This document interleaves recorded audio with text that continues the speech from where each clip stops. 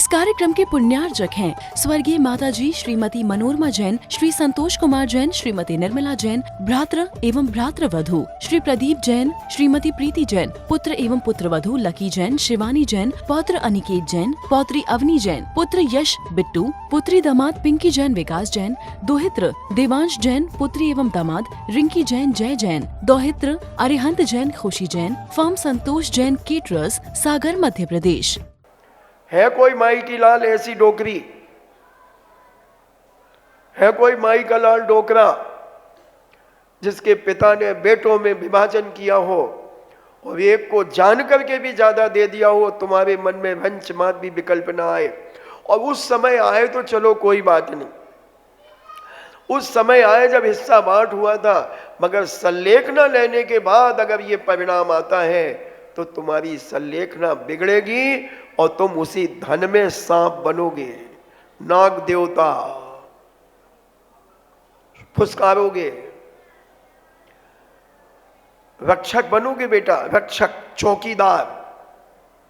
न तुम ले पाओगे न दूसरा ले पाएगा।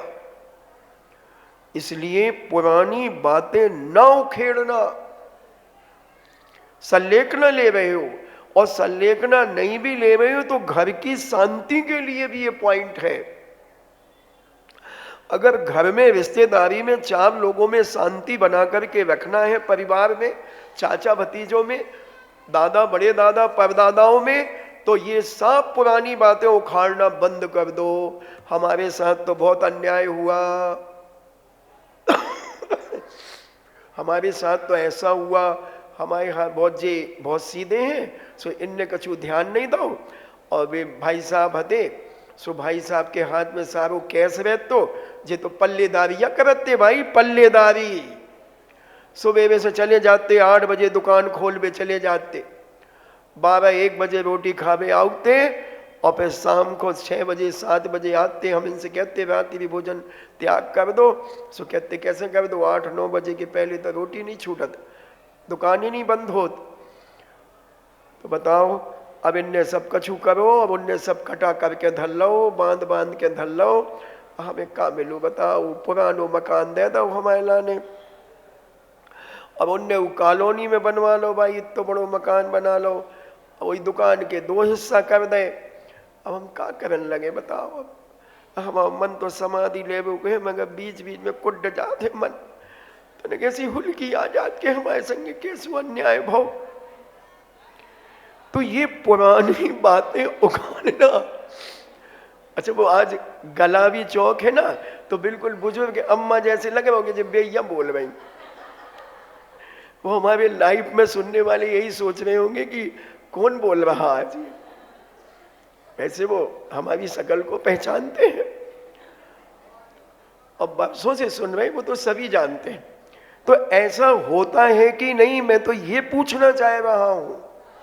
इसलिए पुरानी बातों को तो भूल जाना चाहिए।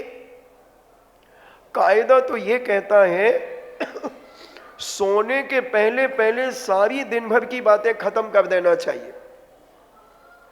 कोई मतलब नहीं, कोई तथ्य नहीं।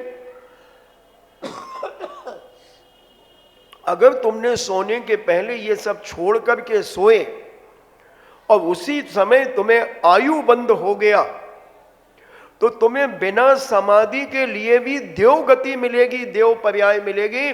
दुनिया की कोई ताकत तुम्हारा विनाश नहीं कर सकती, क्योंकि एक त्यागी का मरण हुआ है, एक त्यागी को आयु बंद हुआ है।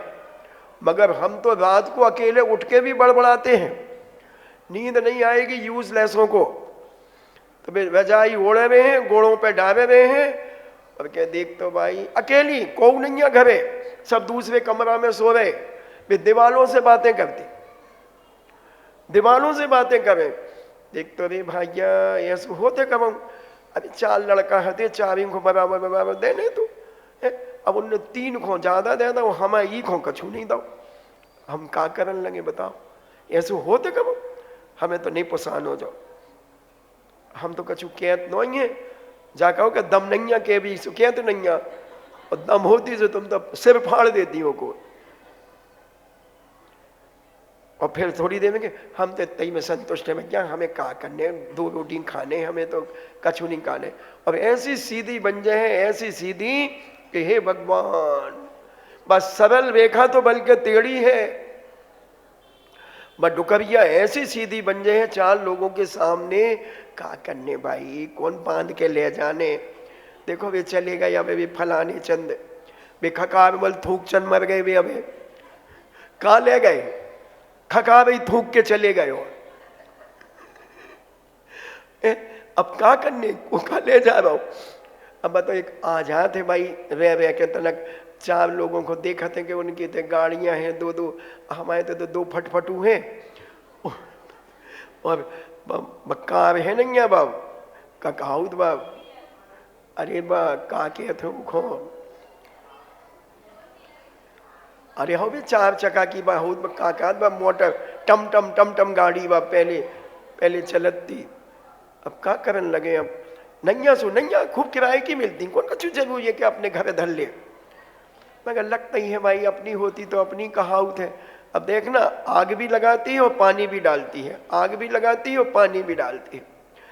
ऐसे आदमी कुड़ कुड़ के मरते हैं, ये सड़ सड़ के मरते हैं, क्योंकि इनकी साथ में, अब देखना इसमें कितने पॉइंट, कितने पहलू निकालता हूं मैं अभी।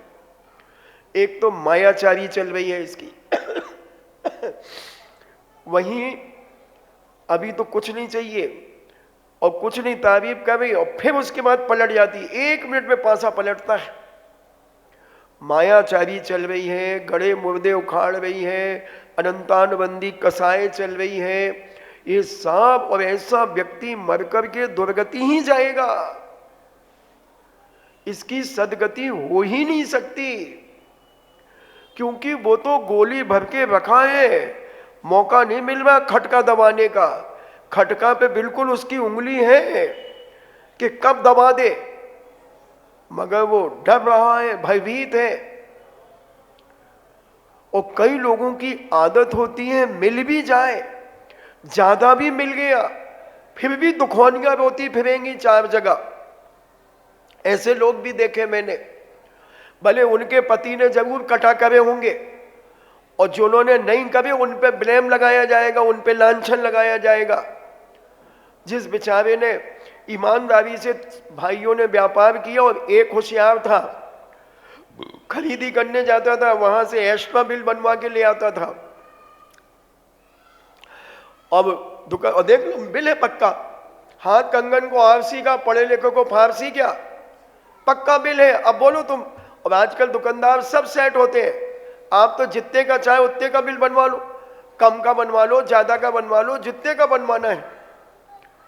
और ये सब करने वाला व्यक्ति भी दूसरों पर लांछन लगाता है। ऐसे व्यक्ति के घरों में, मानसिकता में, परिवार में इनकी इज्जत नहीं होती। इनके घर में ऐसे व्यक्तियों का जो पैसा इनके पास होता है, अनेक बीमारियां होती हैं बंधु इनके घरों में। मेरी दीक्षा के पहले एक टीटी आते थे मेरे पास, बहुत जल्दी हमें भी टिकट बना देते थे सम्मी से घर की। अब 1 मिनट में प्लानिंग करते थे, भाई कल चलना है क्या, हाँ चलना है, चलो ठीक है। और जैसे ही वो आए, भाई 4 टिकट, हाँ ठीक है बना देंगे। तो वो व्यक्ति एक बार उन्होंने पूछा कि भैया तुम तो बहुत साधु संतों के पास जाते हो, मैं एक पूछना चाहता हूं, मेरे बच्चे बीमार क्यों रहते हैं। तो मैंने कहा टीटी साहब सही बताओ आप, उस समय 8 रुपए का रिजर्वेशन था। हाँ 8 रुपए का, तो मगर उस समय के 8 रुपए भी 800 रुपए के बराबर थे। 5 पैसे में जे बड़ा दोना में सेव जलेबी आते थे, 5 पैसे में 160 रुपए तोले का सोना खरीदा है, सिक्का 160 रुपए में, 6 रुपए लीटर तिल्ली का तेल सामने घानी से निकला हुआ। तो उस समय भी 8 रुपए बहुत मायने रखते थे। और तो उन्होंने पूछा कि भैया ऐसे कैसे होता है मेरे घर में। तो मैंने कहा यार टीटी साहब तुम देखो सही बताना, बुरा मत मानना पहले तो मेरी बात का। बोले इसलिए तो आपसे पूछ रहा हूं क्योंकि आप महाराजों के पास जाते हो। तो हमने कहा देखो ऐसा है, एक नीति है, जैसा करोगे वैसा भरोगे, और जिस प्रकार से बेईमानी से अगर धन आएगा तो वो कहीं ना कहीं बेकार चला जाएगा। और आप कितने रिजर्वेशन रोज बनाते हो जो 2 नंबर में बनते हैं।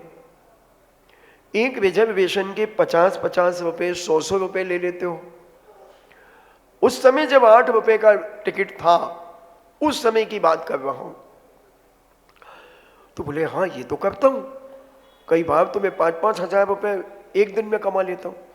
तो हमने कहा किसी दीनहीन का दिल दुखाना अच्छा है।